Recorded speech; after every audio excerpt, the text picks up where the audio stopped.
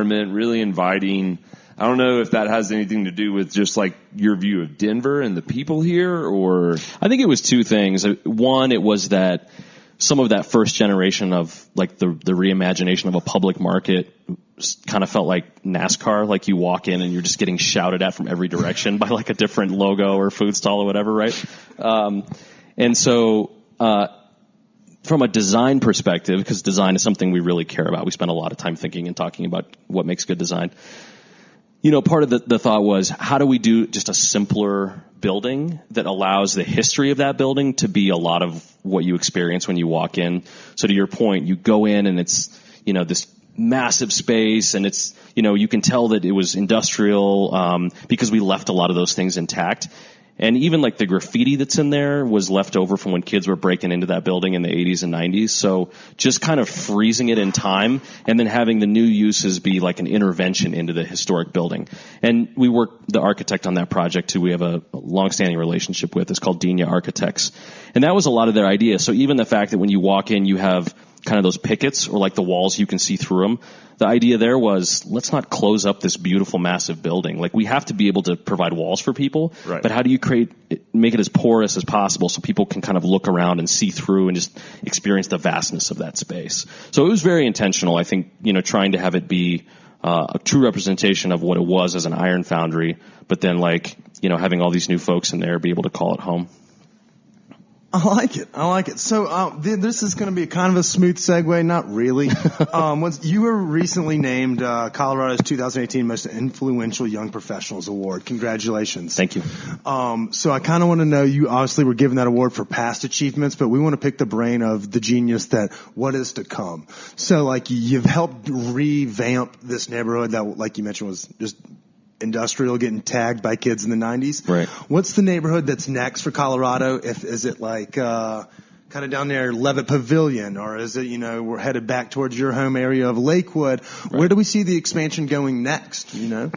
I feel like basically every urban neighborhood has experienced significant infill. I mean, this part of the city is probably the last of those because you know, it's former manufacturing districts. It just took a while for people to recognize the value of this part of the city. So I actually think the next frontier is not necessarily a neighborhood. I think it's more, what are we gonna do to manage all the growth that's coming into this city in the existing neighborhoods.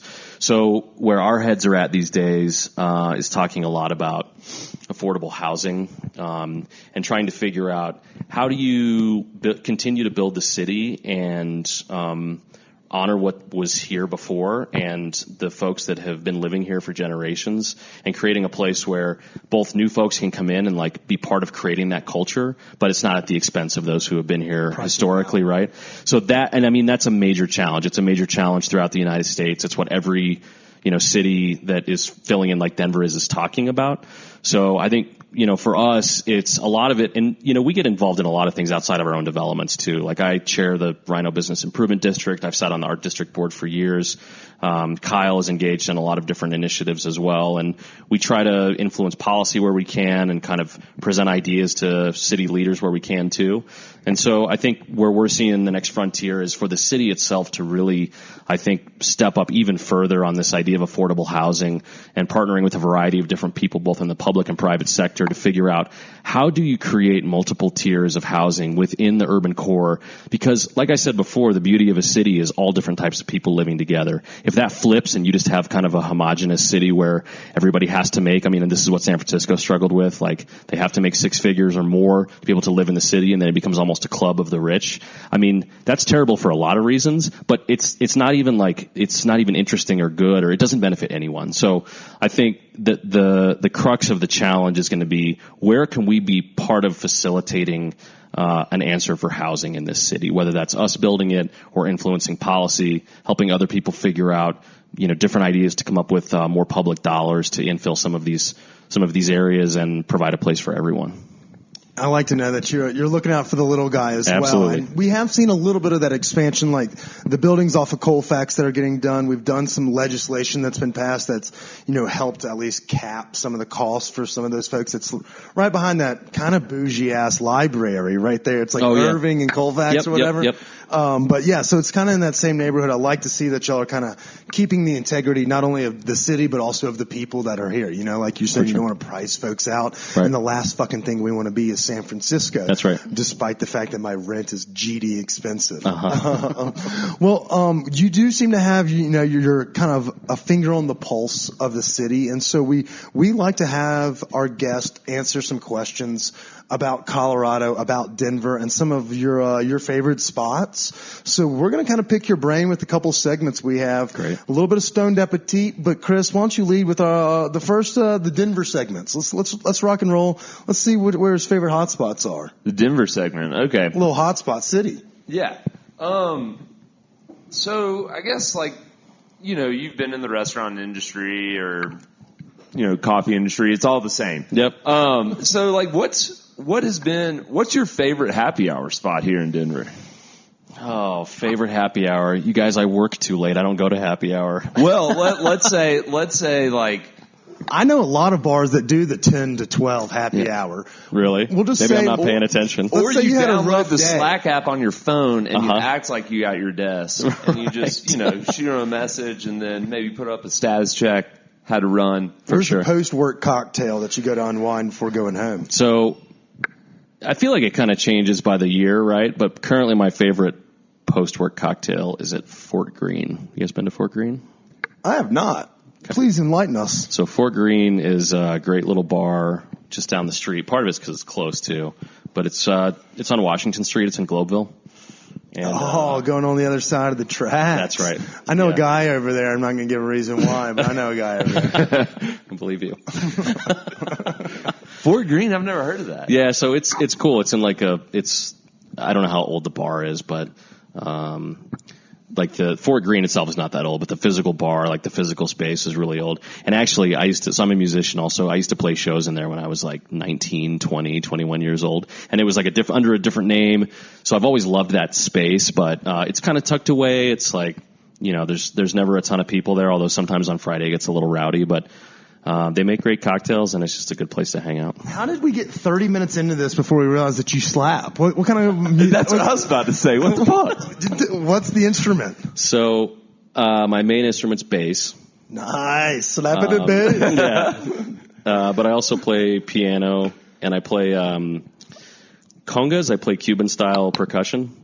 Get the fuck out of here. Dude, why are we are doing this in your office? We should be doing this in your, like, in a studio. You're not kidding. Did y'all design any, like, studios where perhaps up and coming badass podcast / maybe band guys could be hanging out, chilling on an afternoon like today? Not yet, but maybe something we should think about. Yeah, I mean, well, there's only one podcast worth listening, but they're sure as fuck looking for office space.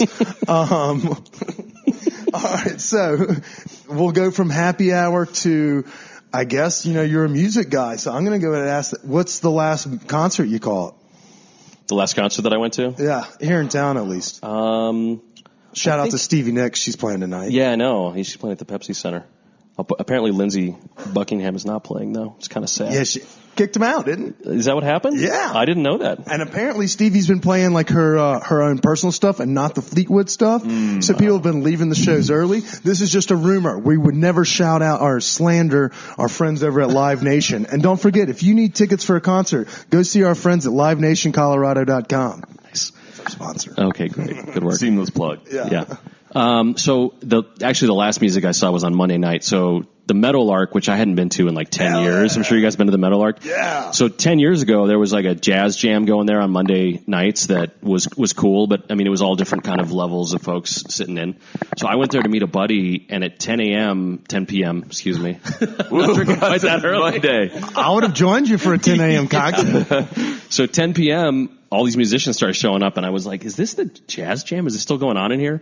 And it has evolved. It was very legit. It was probably the best jazz going on in the city at that time. So every Monday, here's my shameless plug for Meadowlark, even though I don't. Awesome. Anyway, go check that out. But before that, kind of opposite end of the spectrum, I saw David Byrne play at Red Rocks, which was insane.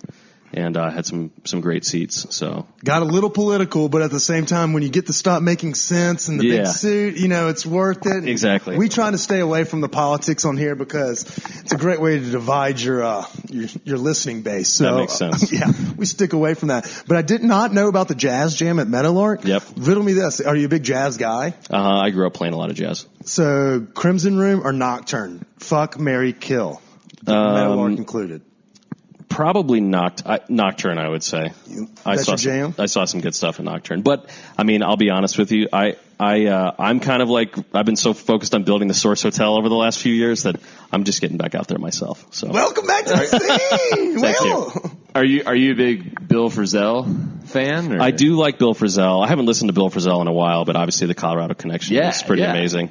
Nice. And then, he's always playing with Ron Miles, who, when I was growing up, Ron Miles was doing some pretty amazing stuff. And that was like a name, like me and all my friends, 18, 17-year-old friends, we were listening to Ron Miles. Okay, so you much cooler than the 18-year-olds today that just listen to shitty EDM music. Yeah, it's awful. It's awful. I'm so glad we missed that boat.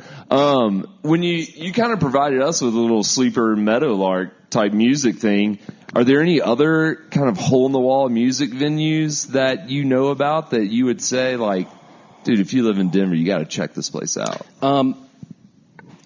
If you guys haven't been to Syntax before, I don't know how hole-in-a-wall that's considered anymore, but I've seen our friend just played down there, Dylan Montaigne, the other night. Yeah, we were really? just down that way. It's next to Mario's Ocean Club. Yes.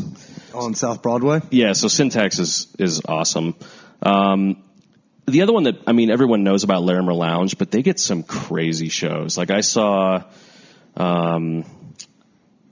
Breakbot, who's a French funk musician, played a show there.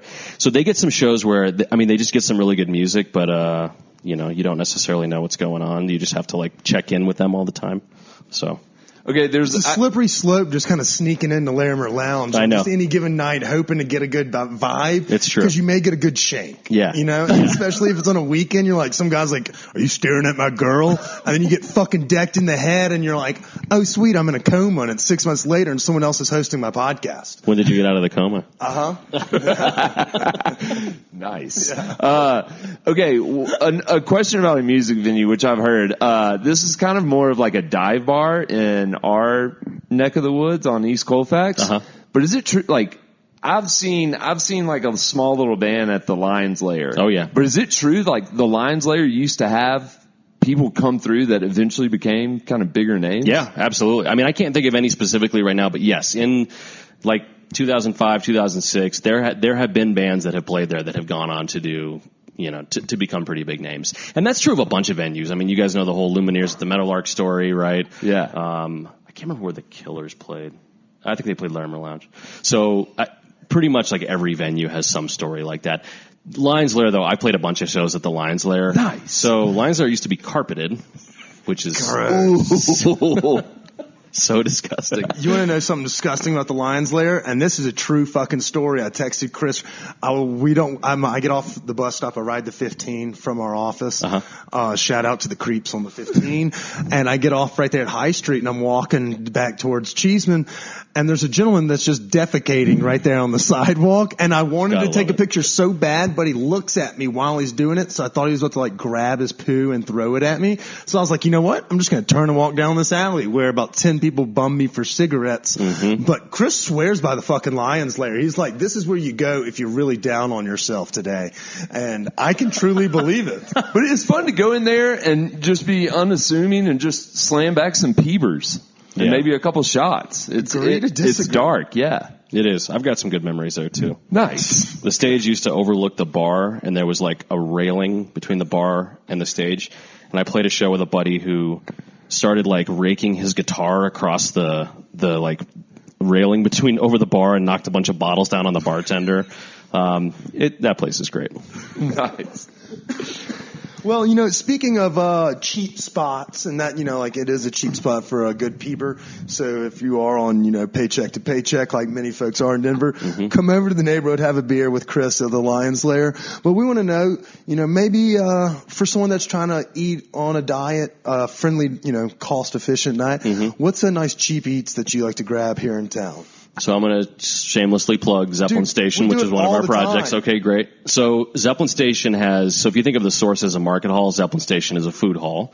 So the difference being that food halls tend to have mostly prepared food and like a bunch of different stalls, whereas market halls tend to be a mix of groceries and retail and restaurant and that kind of thing, right?